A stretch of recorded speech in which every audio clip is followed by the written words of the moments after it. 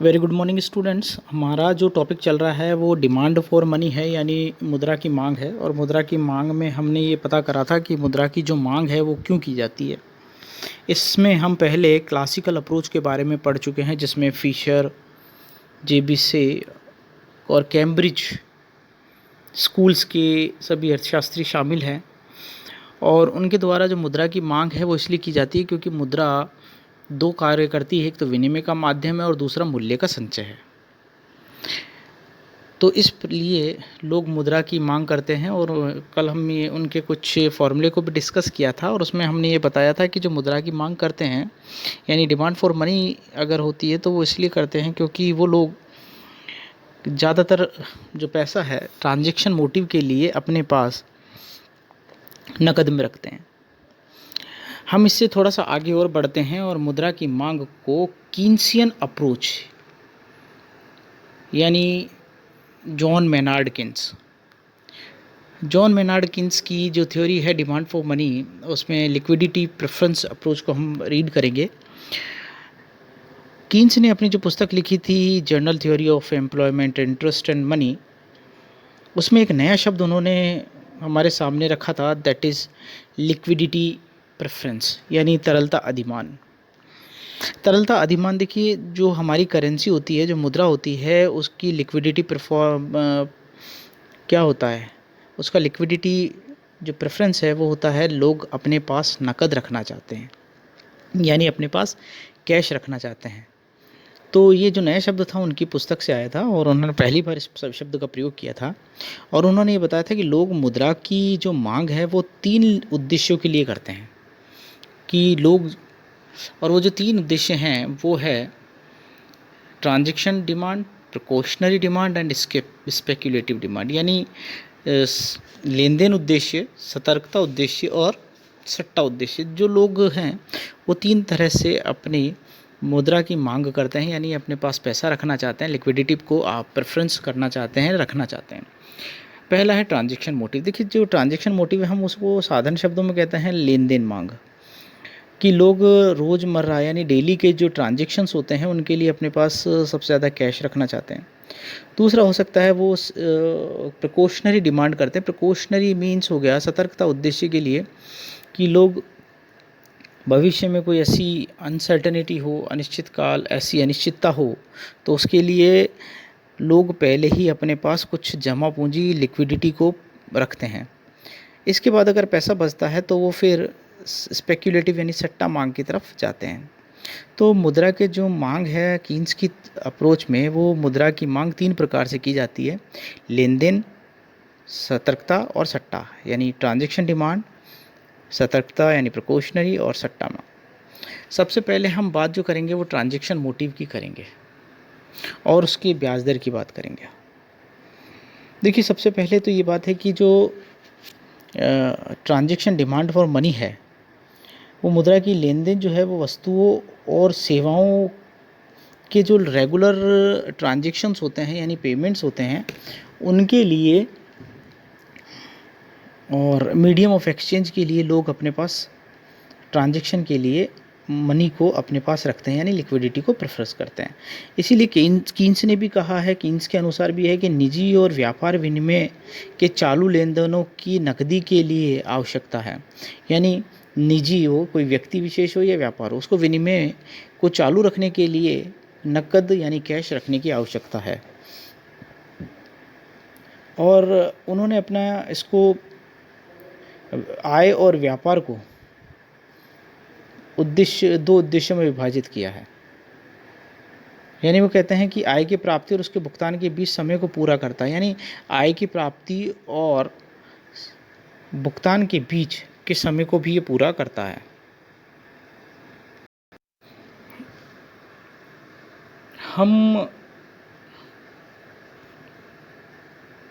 हम इसे इस प्रकार से समझ सकते हैं कि सपोज़ कीजिए कि जो खर्च करना और आय को प्राप्त करने के बीच का समय, अगर खर्च करने और आय के बीच समय कम होगा तो लोग कम नकदी रखेंगे। इससे मैं इस तरीके से समझाता हूँ कि मान लीजिए, सपोज़ कीजिए कि अगर मुझे रोज़ शाम को पेमेंट मिलता है किसी काम का, यानी मैं रिसीव करता हूँ, तो मैं उसे अगली सुबह तक खर्च कर सकता हूँ। तो मुझे नकद को सेव करने की ज़रूरत नहीं है। मेरे पास कैश यानी लिक्विडिटी को मैं प्रेफरेंस नहीं करूँगा अगर मेरे खर्च करने में यानी एक्सपेंसेस और रिसीप्ट्स के बीच में अंतर कम होगा। अगर सपोज़ कीजिए मेरे एक्सपेंसेस और रिसीव्ड के बीच में अंतर ज़्यादा होगा तो मैं उतना ही लिक्विडिटी को ज़्यादा प्रेफरेंस करूँगा। जैसे सपोज़ कीजिए कि एक सैलरीड मैन है, उसको इंडिया में एक महीने की 1 तारीख को पैसा मिलता है, तो उसे आगे के 30 दिन तक चलाना है और उसके बाद 30 दिन बाद उसे वापस एक सैलरी मिलेगी। इसका मतलब ये हो गया कि उसकी खर्च और जो आय है उसके बीच में 30 दिन का समय है, अर्थात उस समय को पूरा करने के लिए उसको अपने पास लिक्विडिटी को रखना पड़ेगा। तो इस प्रकार जो लिक्विडिटी, जो ट्रांजैक्शन डिमांड है, वो लेन देन उद्देश्यों के लिए की जाती है। अगर खर्च और प्राप्ति में समय कम होगा तो खर्च और प्राप्ति में अगर समय कम होगा तो उससे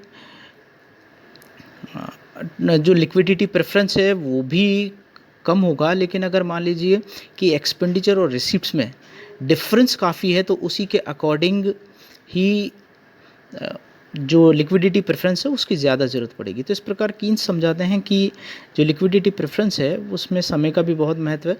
साथ ही साथ जो लिक्विडिटी प्रेफरेंस थ्योरी यानी ट्रांजैक्शन जो डिमांड है, तो ट्रांजैक्शन डिमांड और दूसरी चीज़ों पर भी डिपेंड करती है, जैसे इनकम लेवल,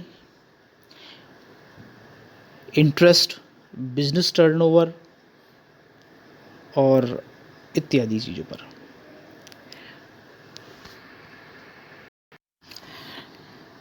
इसे और आगे समझाने के लिए कीन्स ने अपना एक फॉर्मूला दिया था जिसको हम बोलते हैं LT is equals to KY। तो जो LT का मतलब होता है लिक्विडिटी, यानी ट्रांजैक्शन मोटिव के लिए जो लिक्विडिटी है तो LT होगा उसका formula, is equals to KY। KY में Y इनकम है और Y का वो पार्ट है जो उसने ट्रांजैक्शन मोटिव के लिए अपने पास रखा है। यहाँ एक आपको डायग्राम दिया जा रहा है और उसका रिलेशन हम ट्रांजैक्शन डिमांड और इनकम के साथ उसका रिलेट कर रहे हैं कि जैसे जैसे अभी मैंने बताया था कि जैसे जैसे हमारा इनकम का लेवल बढ़ता जाता है वैसे वैसे ट्रांजैक्शन मोटिव भी हमारा बढ़ता रहता है। जैसे सपोज़ कीजिए कि ये इस डायग्राम में हमने एक एक्सेस पे 200, 400, 600 और 800 और 1000 से 1200 तक हमने इनकम का लेवल दिया है और इसमें ट्रांजैक्शन जो डिमांड दी है उसका लेवल हमने वो एक्सेस पे रखा है। जब आपका इनकम ज़ीरो है तो आपका ट्रांजैक्शन डिमांड जो है वो ज़ीरो है, लेकिन जैसे जैसे आपका ट्रांजैक्शन मोटिव बढ़ता जा रहा है वैसे वैसे आपका ट्रांजैक्शन के लिए डिमांड भी बढ़ती जा रही है। जब तो आपका 200 था तो देखिए आप 50 पर थे, आप डिमांड 400 पर आए तो आपकी ये ट्रांजैक्शन डिमांड 100 हो गई। जब आपकी इनकम 600 पर आई तो आपकी ट्रांजैक्शन डिमांड 150 हो गई है। इसी प्रकार जब आपकी 1000 जो डिमांड है वो 200 थी, लेकिन आय का जैसे ही आय बढ़ी वैसे वैसे आपका ट्रांजैक्शन का डिमांड भी बढ़ती गई। तो इसका मतलब ये है कि हमारी जो आय की दर होती है और जो ट्रांजैक्शन डिमांड होती है उसमें it has positive relationship between income and transaction demand. जैसे जैसे आपकी इनकम डिमांड बढ़ेगी वैसे वैसे आपका ट्रांजैक्शन मोटिव के लिए आपका लिक्विडिटी प्रेफरेंस भी बढ़ता रहता है। यहाँ अब दूसरा हम इसमें डायग्राम में इस क्लियर करना चाहते हैं कि ट्रांजैक्शन डिमांड और इंटरेस्ट रेट का क्या रिलेशन है। देखिए, ट्रांजैक्शन और इंटरेस्ट जो रेट है उन दोनों का इन्वर्स रिलेशन है, यानी विपरीत संबंध है, क्योंकि कीन्स ने जो ट्रांजैक्शन डिमांड है उसको ब्याज बेलोज का मतलब हो गया इंटरेस्ट इनलेस्टी माना है कि जो ब्याज की जो दर है वो बेलोज होती है। यानी इसका अर्थ यह है कि ब्याज की दर चाहे कितनी भी हो लेकिन लोग अपनी लिक्विडिटी प्रेफरेंस का पार्ट किसी भी ब्याज दर पर देना नहीं चाहते हैं। यानी ब्याज की दर अगर बढ़ भी जाएगी तो भी लोग अपने लिक्विडिटी का त्याग नहीं करेंगे। हाँ, ये बात एक अलग है कि उसकी ब्याज की दर इतनी ज़्यादा हो जाए कि लिक्विडिटी त्यागना पड़े वो एक बात एक अलग है, लेकिन नॉर्मल इंटरेस्ट रेट पर कोई भी व्यक्ति अपनी जो ट्रांजैक्शन की जो डिमांड है उसको कभी भी कम नहीं करता है। यानी उसके लिए, यानी जो व्यक्ति या जो बिज़नेस है या व्यक्ति ने अगर कोई ट्रांजैक्शन मोटिव के लिए अपने पास कोई लिक्विडिटी रखी है तो वो इंटरेस्ट के लालच में उसको सेक्रीफाइस नहीं करेगा, तो उसने इसको ब्याज बेलोच माना है। इस संबंध में कई केंजोपरांत जो अर्थशास्त्री हुए थे, आफ्टर कीन्जियन जो इकोनॉमिस्ट हुए, जैसे बॉमेल है, टॉबिन है, इन्होंने ये बताया कि भाई वो इस बात से एग्री नहीं करते थे कि ट्रांजैक्शन और इंटरेस्ट का विपरीत संबंध है, क्योंकि उनका ये मानना था कि जो ब्याज की दर है वो मुद्रा की लेन देन मांग का एक बहुत बड़ा निर्धारक है। ये टॉबिन और बोमन मानते थे, और वो कहते थे कि अगर ब्याज की दर बढ़ेगी तो लोग ट्रांजैक्शन डिमांड को भी छोड़ देंगे। लेकिन यहाँ बात हम कर रहे हैं कीन्स की। यहाँ आपको डायग्राम में दिया हुआ है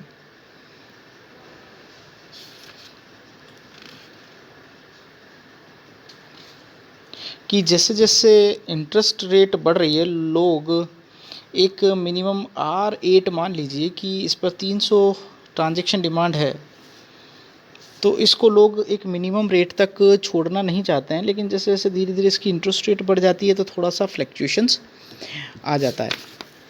इस प्रकार हमारा जो आज का जो टॉपिक था वो आपके मुद्रा की मांग का कीन्जियन इफ़ेक्ट पर था।